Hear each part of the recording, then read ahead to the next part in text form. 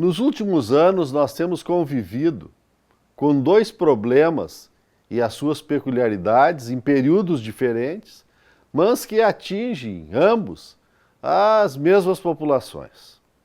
A falta de água e o excesso de água, elas vêm comprometendo, em períodos distintos, as populações de maneira geral.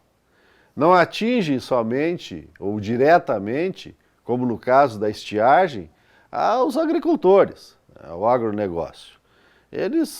A população como um todo, sente os reflexos disso pelo aumento do preço dos alimentos, uma anunciada volta da inflação e, geralmente, os mais pobres é que enfrentam as maiores dificuldades. Neste momento, nós temos muita clareza em termos de trabalhos científicos, avaliações que foram feitas e muitas produções sobre esses fenômenos. Não é mais ao acaso.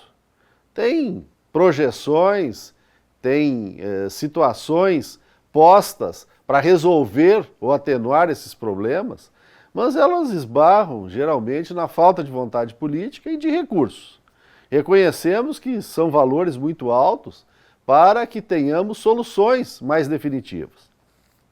Porém, o que se tem muito é discurso, muita situação quando está no limite de um caso ou de outro, de nós termos aí movimentos deste ou daquele, defesa disso ou daquilo.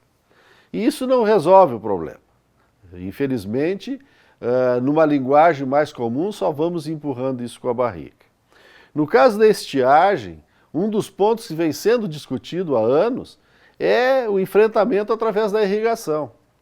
Mas, infelizmente, e focando aqui no Rio Grande do Sul, isso nunca teve um desenvolvimento efetivo. A gente ouve falar nos momentos de crise. Aí, decreto de emergência, decreto disso, carro-pipa, relatórios, mas isso não leva a nada. E hoje nós temos um quadro que somente percentualmente 3,2% das lavouras de soja e 15% das lavouras de milho, naquelas localidades que dependem exclusivamente da água, tem irrigação. É muito pouco. E isso não leva, justamente, a que haja uma tranquilidade e um resultado favorável para os produtores e, como já disse, para a sociedade como um todo. O que nós temos em relação ao excesso de chuvas? Nós passamos por uma situação aí, todo mundo lembra, de calamidade, que se espera não se repita, mas ela em seguida, as chuvas, provavelmente comecem a acontecer. Março está muito próximo. E o que nós temos de planejamento? Para mim, eu acho que é a mesma coisa que nós temos em relação às estiagens. Quase nada. Ou meio voluntarioso, né? Esperando que, caso tenha algum acontecimento, haja uma mobilização, haja isto, haja aquilo. Até porque tem muitas pessoas que foram tiradas da área de risco, corretamente, mas que depois que passou as enchentes, passaram as cheias, voltaram para os mesmos lugares. E isso significa errar duas vezes. E para essas pessoas até muito mais do que isso. Portanto, o que se tem, infelizmente, é uma concomitância de erros de diferentes governos. Chegamos a ter aqui no Estado uma Secretaria Estadual da Irrigação.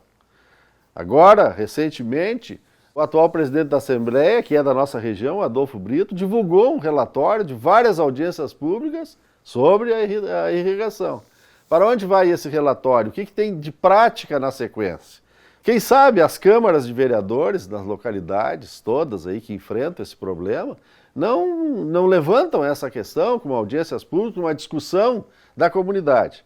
Porque somente os técnicos distantes do problema, por mais capacidade que tem, não é suficiente. Tem que ouvir as pessoas. E qualquer política pública tem um preceito inicial básico, que é quem é o público-alvo, quem são as pessoas atingidas. Nesses casos, toda a comunidade é atingida, então a comunidade tem que ser ouvida. Não dá para a gente ficar na estiagem, ao primeiro pingo de chuva, esquecê-la e também depois quando acontece o excesso de chuva, quando para, esquecer e entrar no outro processo e assim vai indo anos a fios. A sociedade merece coisa melhor. Boa tarde.